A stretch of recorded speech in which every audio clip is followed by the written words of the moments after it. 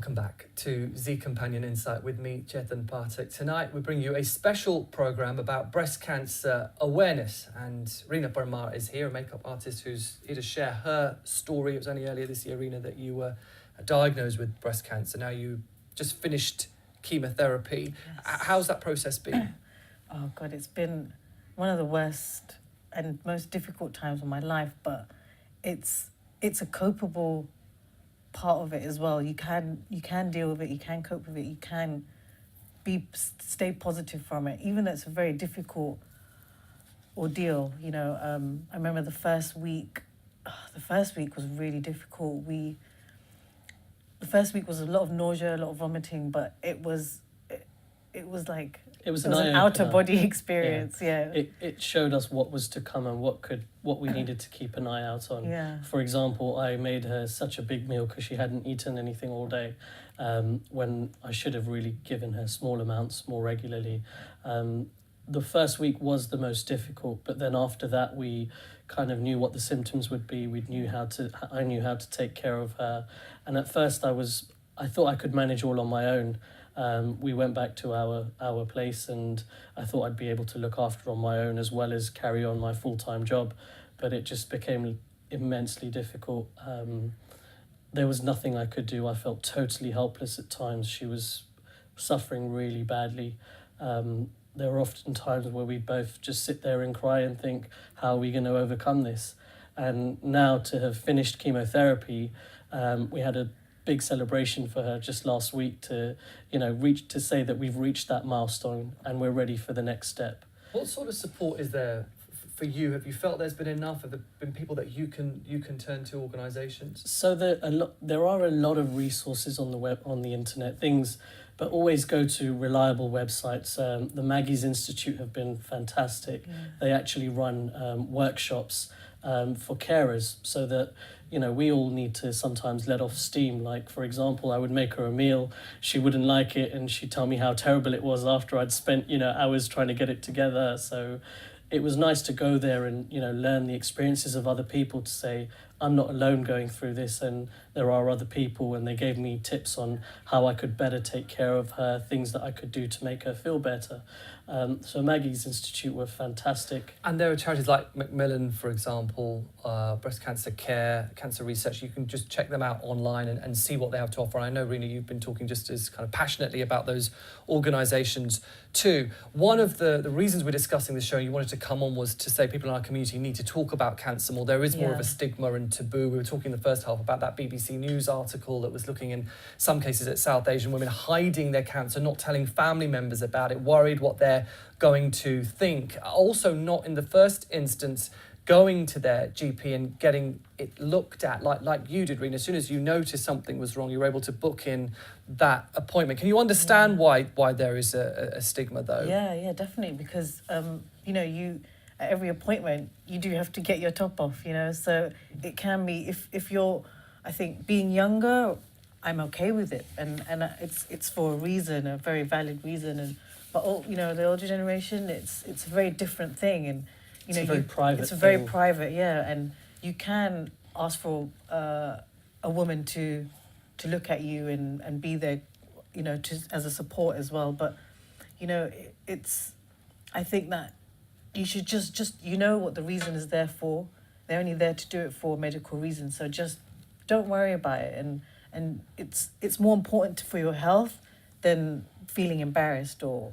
And especially with breast cancer, as you said, it was getting it diagnosed early that is the key. And there was a terrible story in this BBC News story of a woman who'd left it so late that the cancer had spread, her breast was rotten, the doctor said, and sadly she died. So the importance of being attended to as quickly as possible, if you're worried about anything, to make sure you go and see your GP. It's interesting speaking to the NHS, trying to get some figures. They don't actually do any research that documents amongst ethnicity. But in 2014, there was research by Bridgewater NHS, which found that Asian women between 15 and 64 had a significantly reduced survival rate for breast cancer for 3 years. And they were linking that to Asian women presenting themselves to a doctor too late in the process. They also said there was a role that men had to play in the community, that often if it was a man in the household who wasn't comfortable with their woman, either with cervical cancer and a smear test, for example, or with breast cancer, to go to a doctor, that they were also playing a part. I know, Mix, you were the key one in this as well, saying make sure you go and get it checked out. Screening is the other thing that we wanted to talk about. I mean, you say it in your blog too, you're 31 when you were diagnosed, you're 32 now, but it's young. Even that nurse was saying to you, you're incredibly young for breast cancer. Normally it's women that are older. And screening happens once you're 50 to 70. Were you able to access screening before? Because you didn't have breast cancer in your family, but your mum, as you said, had passed away through cancer. Were you more aware of breast cancer and checking yourself before? I did used to check myself regularly, but when at this point, I just for some reason, I felt like it had just grown very quickly, and I had felt it quite a large lump suddenly. But I might have the BRCA gene as well, which means that it's passed on through my family. So I think I was very aware of it, because also my granddad passed away of cancer, my grandma had breast cancer, my auntie had breast cancer, my other auntie in Canada just had ovarian cancer. So I think, I was very aware of it in a way, but, I'd still had caught it, I'd just caught it in time. And I guess if you're genetically more predisposed, you are more aware of it, although there's not always a link just because it's genetic, and then it can be dietary, and it can be smoking and drinking and all those other risk factors which the NHS talk about. And again, there's advice there on the NHS website. Just wanted to play this little video about screening. So screening is available in the NHS for women aged between 50 to 70. As long as they're registered with a GP, they'll be automatically invited for breast screening every 3 years. Forgive the quality of this video, but I thought it was an important message. This is Reena Fernandez, who came to Britain from South Asia a few years ago, talking about her experience about being called in for a mammogram where she has a breast screening. Have a look at this. 5 years ago, Reena Fernandez knew nothing about breast cancer. I had come to UK to join my husband, and I was living here for 5 months when I got called for a mammogram by Charing Cross Hospital. And I felt, having no signs and symptoms, why did I have to go? Following her mammogram, Reena was referred to a specialist who took a sample of breast tissue, a biopsy, for analysis. The test results revealed she had breast cancer. I was very shocked. I felt at that moment that I was going to die, but the doctor reassured me that they could do my operation and I would be saved. Renata's treatment involved surgery and radiotherapy. Her early diagnosis meant she received treatment at an early stage when it's likely to be most effective. Looking back, I feel that this mammogram has saved my life. It has given me the opportunity to see my 2 new grandchildren. I feel that all women living in this country who are privileged and invited to this mammogram should never forego this opportunity.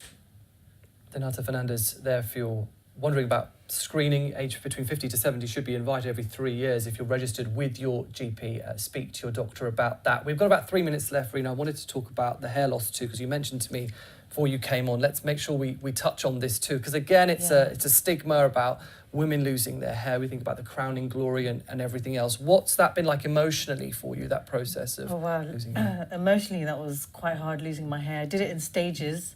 So I had hair right up to my bottom, and so I cut it in stages, cut it up to about here, then there, and then my husband shaved it off for me, and he was very supportive, and I think his love and his not caring that I didn't have hair made a huge impact to how I felt about myself not having hair as well.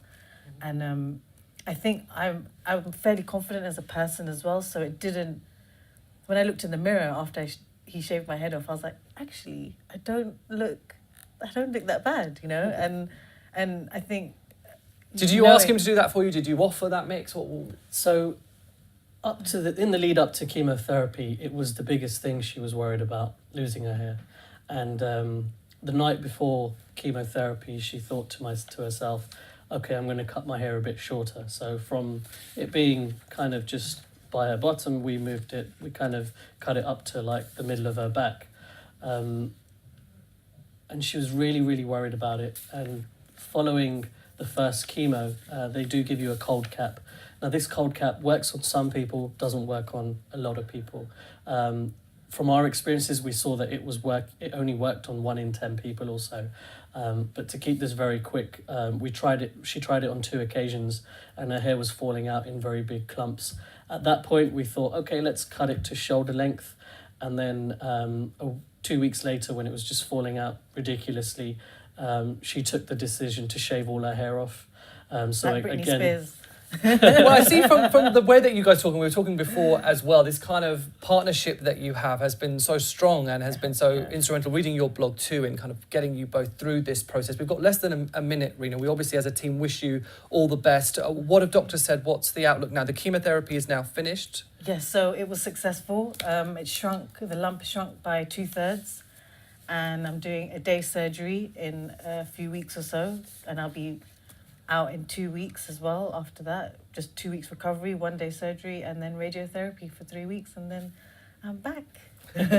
Well, listen, we wish you all the best, and I thank you as well for coming on and sharing your story. I know you're happy for us to put that picture up of what you looked like after your chemotherapy and to share your blog, and we'll put that on the bottom of the screen again now. If you want to share more of Reena's story and her journey, you can do that there too. There are other support numbers. We mentioned Macmillan in this programme. Let's just run some of them at the bottom. You've got maggiecentres.org for carers support there as well, macmillan.org.uk for any questions you may have. There's a phone number as well. It's 0333, so 0333 2070 300. That's breastcancernow.org. And again, Reena's message is to keep checking, test yourself. If there's anything that you're concerned about, then go and speak to your GP. We are totally out of time. Reena and Mix, thank you for coming on to the programme. I'll be back with you very soon on Zee TV. Stay with us. Goodbye.